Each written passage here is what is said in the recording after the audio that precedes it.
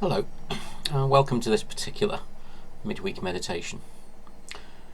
This is some early thoughts I'm currently having that I'm building on and working on and delivering in the sermon in the Sunday after this. It's probably not a surprise to anyone who's sort of aware of what's going on with me at the moment. That's something which is very much in my mind at the moment, is the concept of one's calling. I'm recording this on the Sunday, 2 days before I'm being re-licensed as a priest and an associate minister at Christchurch Morton, which is something I'm really excited about. And this will be coming out, so the 2 days or so after that. And I've obviously spent a lot of time in the last few months thinking about that, more of which may well come out when I'm preaching on Sunday. But I'm particularly struck by some parallels in relation to the Bible reading for next Sunday, which is the Song of Mary, as it's sometimes known, or the Magnificat. Now, in many, many ways, myself and Mary are very, very different.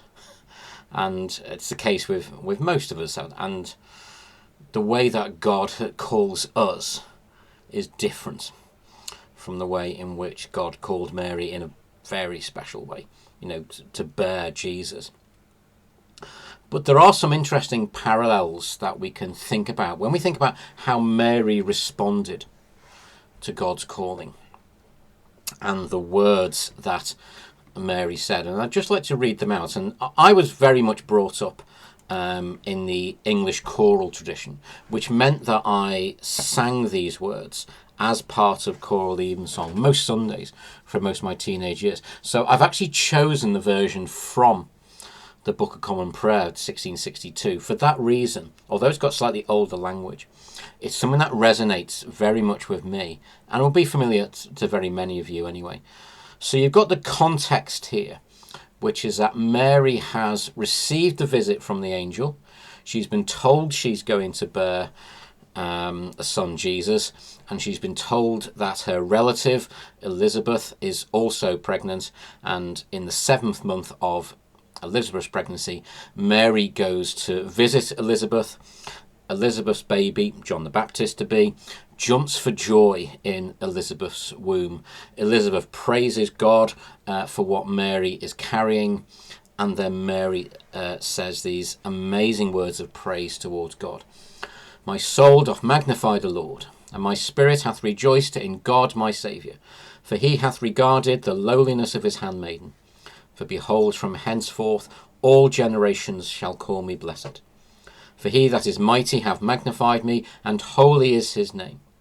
And his mercy is on them that fear him throughout all generations. He hath showed strength with his arm. He hath scattered the proud in the imagination of their hearts. He hath put down the mighty from their seat, and hath exalted the humble and meek. He hath filled the hungry with good things, and the rich he hath sent empty away.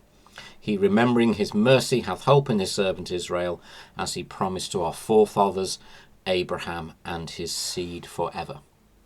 And the bit that struck me as I've been reading this and looking at it anew, and particularly in the context of what we've been looking at in the church in terms of the Beatitudes, is putting down the mighty from their seat and exalting the humble and meek.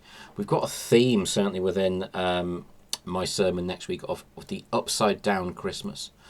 And, God could have decided that Jesus was going to come as the son of a king and queen, this sort of mighty, powerful figure. But God does things in different ways. God calls the humble. God calls the meek.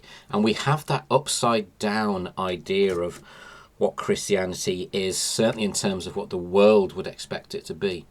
And God calls such a wide variety of people for such a wide variety of different tasks.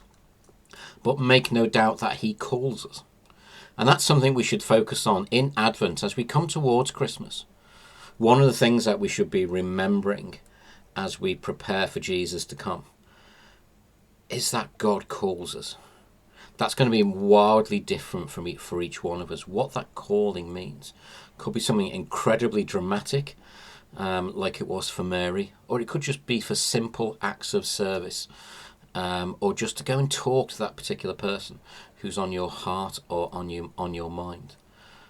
So I want you to remember, as we come towards Christmas, that God calls you. That is true. That's a fact. And for you to think about, what is God calling me to do? And how am I going to respond to that today as I hear this? And how am I going to follow God's calling over the next few days, weeks and months? And I pray that God's blessing is on you as you follow that calling as well. Whether you know what your calling is, or whether you are still searching out for it, that you know God's presence with you, and that you know God's direction as you seek to work out his calling and his purpose in your life.